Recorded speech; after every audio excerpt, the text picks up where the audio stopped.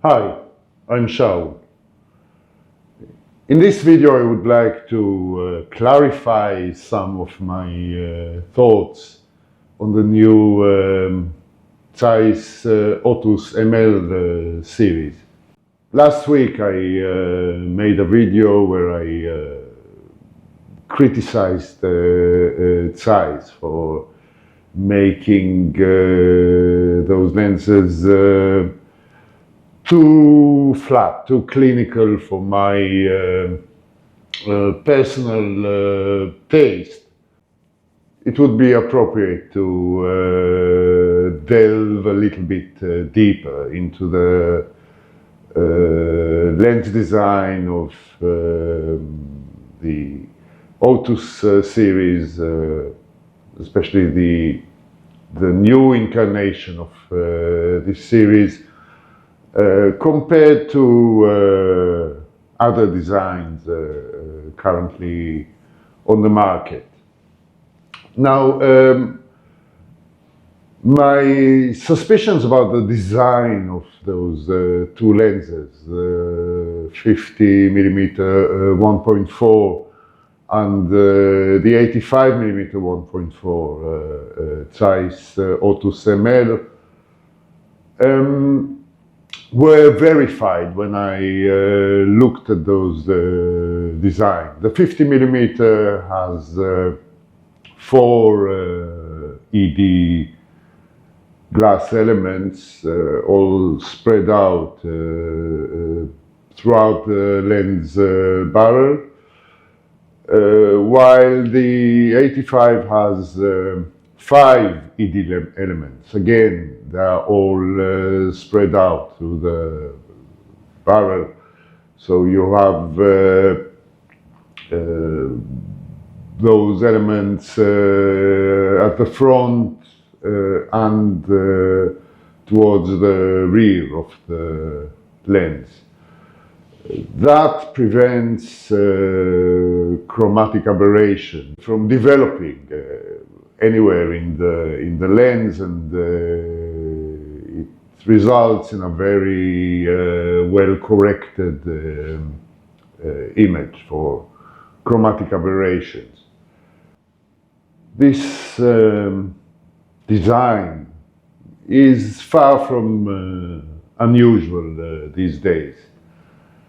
Most camera and lens manufacturers design lenses with similar strategy, where sharpness, resolution, detail take a front seat, and the overall rendering, which is of course less measurable, is not taken into account when designing those lenses.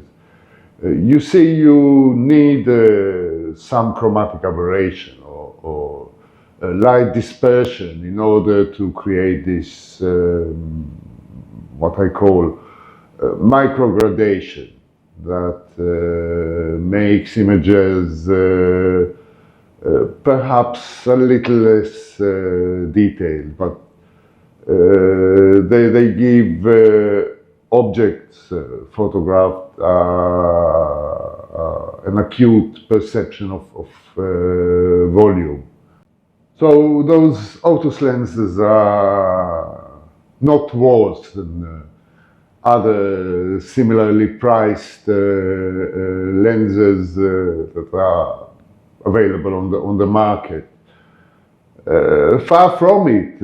Actually, the bokeh or the rendering of out of focus surfaces and light sources is perhaps a little bit more pleasing on those Zeiss lenses. In fact, what Zeiss itself calls 3D pop is a result of shallower depth of field, shall we say. If you take a Zeiss lens and let's say a Sony G Master lens with similar specifications, let's say a 50mm f1.4, you will see that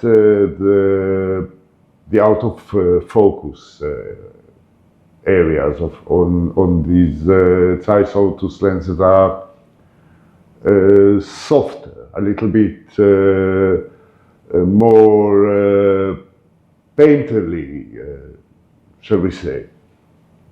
How does Zeiss achieve it? Depth of field is, of course, a physical property. It depends on aperture and on the distance between the camera and the subject, and then the distance between the subject and the background. And it should work the same for all lenses, whichever one you use. However, the fall-off from sharpness in those Zeiss Otus lenses, as well as in the older incarnation of that series, seems to be a little bit steeper. An object that is out of focus will look a little bit softer on one of those lenses compared to an equivalent lens made by another manufacturer. Well, one way to do it is to undercorrect spherical aberrations. And one of the symptoms of spherical aberration corrections is relation between the center and the edges of point light sources, which are out of focus. When spherical aberration is over corrected, what you get is a soap bubble bokeh, which means that the edges of that bokeh ball are brighter than its center. The opposite occurs when there is an undercorrection of spherical aberration. That means that the center of the bokeh ball is a little bit brighter than its edges, and that allows for a larger rendition of bokeh balls and a more diffuse, more blurry, a little bit softer bokeh, which I think looks nicer to most viewers. If we look at some images from the Zeiss website advertising those lenses, you can maybe see this effect, but it's subtle. It's not very prominent. I'm not sure this is what is at play, although I suspect so. Along the history of lens making, there were a few lenses that use this method of undercorrection of spherical aberrations to make the fall off from sharpness steeper and the bokeh more pleasing. One good example would be the Nikon DC lenses from the 1990s. There were only two lenses made in this little series, the 105 and the 135, which are both f2 lenses designed specifically for portraiture.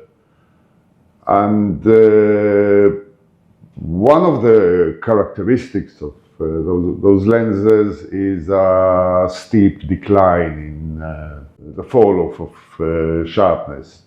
Another example would be two lenses made by Olympus about a decade ago, the 17mm f1.2 and the 45mm f1.2, which had the same characteristic. Olympus called it a feathered bokeh, but it was quite obvious that depth of field in those lenses was shallower than what you get from other similar lenses.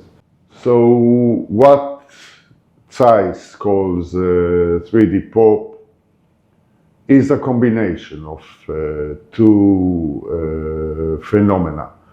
One of them is a very sharp, a very detailed rendition of objects that are in focus.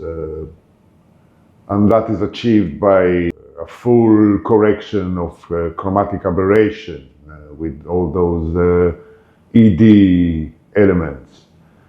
The other phenomenon is that steep fall off from sharpness to unsharpness, and that allows the things that are in focus to stand out more from the background.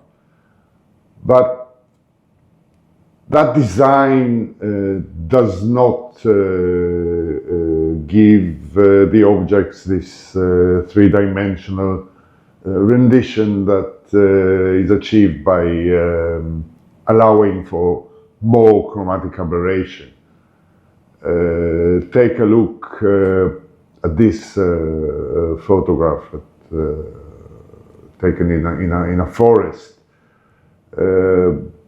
I don't know if you can see it, small portrayal on your screen, but each bark, each branch, each leaf has its own space, and that rendition of three-dimensionality gives the whole scene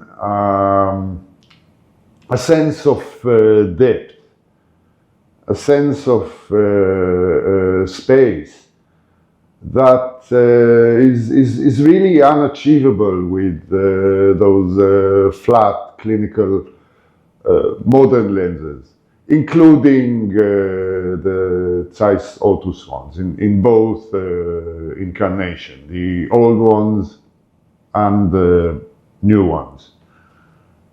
Now, I am a little bit disappointed with Zeiss because it's Zeiss. Along the years, they made a lot of really nice poppy lenses that are exemplary. I have an older lens, the 50mm f1.5 planar, that contains only 7 elements in 6 groups, and none of them are made of low dispersion glass. And that lens is really nice. Of course, you have to stop it down. It doesn't have this very smooth transition between what's in focus and what's out of focus and wide open, it's quite ugly, shall I say. But stop down even a little bit, it's a wonderful lens. It makes really poppy, deep, true-to-life images that are hard to replicate with new modern lenses. So I'm disappointed in the fact that Zeiss has picked a side with those lenses. It's not a side I like. Now, as I said before, those Otus lenses are very nice ones, if this is what you want. But there will not be much different from equivalent lenses made by Sony, Sigma, Nikon, Canon, Panasonic, whatever. Even newer manufacturers like Viltrox that sell their lenses for much lower prices achieve similar results with their new designs. And that very marginal edge that Zeiss has in the fall off from sharpness to unsharpness, only very few connoisseurs will be able to notice.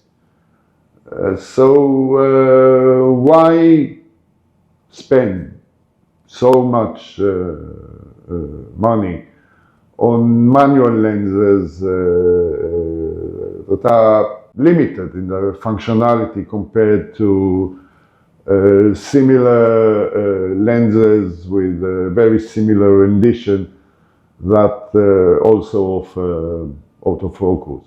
One of the viewers on this channel commented that professional photographers, which I assume he is, prefer this type of very clinical and detailed rendition, citing the need to crop sometimes in order to get the composition right, providing the customers with what they require. I cannot disagree with this. I mean, when you have to deliver results, you use any tools and any techniques to produce them. Whatever the customer requires, this is what they should get. This channel is not made for pros. I myself, I'm an amateur photographer. I'm quite fortunate not to have to rely on photography to make a living. Although I do like photography, I'm quite passionate about it, and, if not obsessed. But anyway, this channel is not made for pros. As an amateur photographer who does not have to provide any results or please anyone else, I am quite partial to cropping, because By cropping, the enlargement ratio is increased. The ratio between the image actually captured on the sensor and the area of the final output, whether it's a print or a screen of whatever dimensions. When you crop, you actually exacerbate any flaws, whether optical or electronic. That means that color fringing becomes more prominent the more you decrease the area of the original image. Issues with excessive softness become more visible, as well as noise that might become a problem at lower ISO values. I generally avoid cropping, so I try to make my compositions as tight as they need to be. I do not leave any margins around what I want to appear in the final frame. Even if the horizon line is a little bit skewed, I mostly leave it as it is. I do not try to straighten my images because in my genre it's not that important. But even if you do straighten the lines in your images, the cropping effect is small enough not to really affect the enlargement ratio significantly. However, I do understand that in commercial photography, sometimes you want to use only a very small part of your frame if this is what the client requires. So high acuity of the optics might be important to allow a natural look, even if you make significant crops. Even with those new clinical lenses, you can create this 3D pop effect by drawing your own microgradations. And this is done, or can be done, by applying a healthy portion of side light that creates those gradual transitions from highlight to shadow that give the effect of three-dimensionality, of depth. However, with true poppy lenses, you can achieve the same effect no matter what the light is. The rendition of 3D is quite obvious, even with diffuse light. That is the beauty of those optics. They really look true to life. The images you see on the screen now were made with a Sigma R 28mm f1.4, one of the flattest lenses I own. The effect of three-dimensionality was achieved by using an off-camera flash coming at an angle that accentuates the shape of surfaces and make them look more natural. With a poppy lens that allows for some chromatic aberration, the appearance of microgradation, whatever the light, you can achieve an even better effect, like shown here with a Nikon 28mm f1.4.